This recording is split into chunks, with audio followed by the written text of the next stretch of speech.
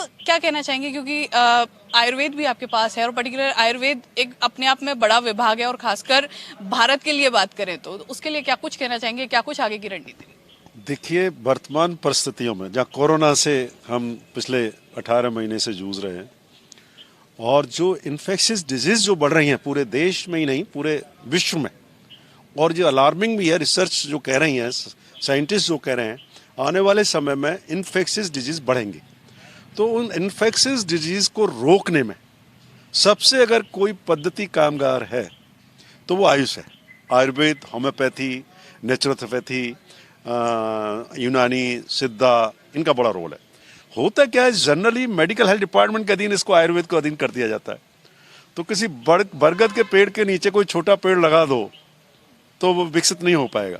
तो मैं समझता हूँ माननीय मुख्यमंत्री जी ने जो निरोगी राजस्थान का हमारा एक संकल्प है और कहा कि इसको निरोगी राजस्थान बनाना, उस संकल्प को ध्यान में रखते हुए आयुर्वेद को अब इंडिपेंडेंट किया है।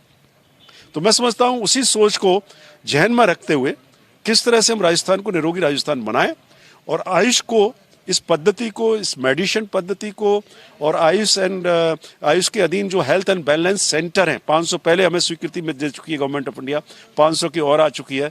तो हम इनको पंचायत स्तर पर ले जाना चाहते हैं कि हमारा व्यक्ति, गांव का आदमी, तुरंत ही कोई बात हो तो आयुर्वेद मेडिसिन का प्रयोग करे और अपने आप को निरोगी रख सके। तो मैं समझता हूँ एक महत्वपूर्ण जिम्मेदारी है आयुष की वर्तमान परिस्थितियों में, और आने वाले समय में निश्चित रूप से मेरा फोकस रहेगा कि हम इस मेडिसिन पद्धति को और अधिक विकसित करें, विस्तारित करें और लोकप्रिय बनाएं।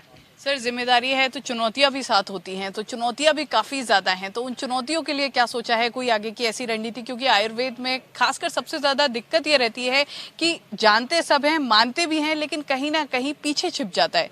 अब इसे आगे लाने के लिए ऐसा क्या किया जाएगा? मैं सोचता हूँ ये समस्या अब नहीं रहने देंगे। अभी मैंने तुरंत ही जो सेक्रेटरी आयुर्वेद हैं उनके साथ मीटिंग की है, विभाग के डीएस वो सभी आए, मैंने अपना फोकस कर दिया है ऑलरेडी। कल 12 बजे मीटिंग रख रहा हूँ, पूरे विभाग का रिव्यू करूंगा और ये कोशिश रहेगी कि आने वाले जो 2 वर्ष हैं लगभग, इसमें एक बेस्ट हम गवर्नेंस दे सकें जिससे कि लोगों को लगे, और जो इस आयुष के सामने जो भी चुनौतियां हैं, चाहे वो हमारे डॉक्टर्स हैं, चाहे उनके आयुर्वेद कर्मी हैं, उनकी भी व्यक्तिगत जो समस्याएं, विभाग की समस्याएं, उनको इंटरव्यू करेंगे, डीपीसीज कराएंगे। उसके माध्यम से पोस्ट बहुत खाली पड़ी हुई है, हम फाइनेंस डिपार्टमेंट में भेज करके उनकी भर्ती भी की जाएगी।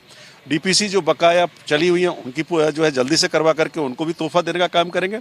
साथ ही मेडिसिनल प्लांटेशन बोर्ड, इसको और प्रभावी बनाएंगे और मेरी कोशिश रहेगी आने वाले समय में हम कम से कम संभागीय हेडक्वार्टर्स पर मेडिसिनल प्लांटेशन के पार्क खोलें, जिससे लोगों को और लोग उनमें मोटिवेट करें।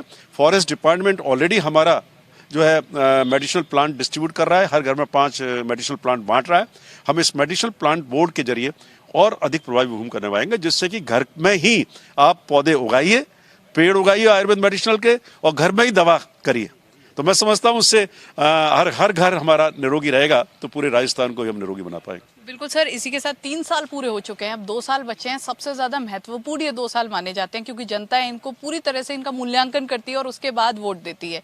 क्या लगता है, राजनीतिक चुनौतियां भी बहुत हैं, किस तरह इनसे पार पाई जाएगी और कांग्रेस के लिए जो बीजेपी की गुटबाजी है वो कितनी फायदेमंद हो सकती है? देखिए, लगभग 3 वर्ष के शासन ने, हमारे गहलोत साहब के सुशासन ने ये स्पष्ट कर दिया, जितने भी उपचुनाव हुए आप जानते हैं बीजेपी की क्या हालत हुई है, मैदान में नहीं टिक पाए। नंबर 1, ये इस बात का आभास है कि सरकार से जनता खुश है और आने वाले समय में भी वही फोकस रहेगा हम सब लोगों का, पूरी टीम का, मंत्रिमंडल की टीम का, हमारे एमएलएज का भी, माननीय मुख्यमंत्री के मार्गदर्शन में, कि हमारे यहाँ जो मिथ चलता है एक बार बीजेपी एक बार कांग्रेस, मैं समझता हूँ इस बार ये मिथ टूटेगा, मेरा ये मानना है। और वो मिथ को हम जब भी तोड़ पाएंगे जब आने वाले 2 वर्ष में और भी अच्छा, बेटर, गुड गवर्नेंस अपन दे सके, बेटर गवर्नेंस हम दे सके। तो मैं समझता हूँ ये फोकस है। और मीटिंग में माननीय मुख्यमंत्री जी ने स्पष्ट कर दिया था, प्रभारी अजय माकन जी आए तो उन्होंने भी कह दिया था कि हमने 2023 के चुनाव की तैयारी कल से ही शुरू कर दी है। तो मैं समझता हूँ इस बार हम सफल होंगे। बिल्कुल तैयारी शुरू हो चुकी है और इस बार उस बात को पीछे छोड़ा जाएगा जिसमें कहा जाता है कि एक बार बीजेपी एक बार कांग्रेस, कोशिश वही है। और उसी हिसाब से लगता है कि जो मंत्रियों को विभाग बांटे गए हैं उसी हिसाब से बांटे गए हैं जिससे जनता तक वो बात पहुंचाई जा सके, जनता तक वो कार्य पहुंचाए जा सके, वो योजना पहुंचाई जा सके जो मुख्यमंत्री अशोक गहलोत का ध्येय है। कैमरामैन विनोद के साथ छवि अवस्थी, द एंगल। कुछ शॉर्ट से खा दो, ये पकड़ो आप।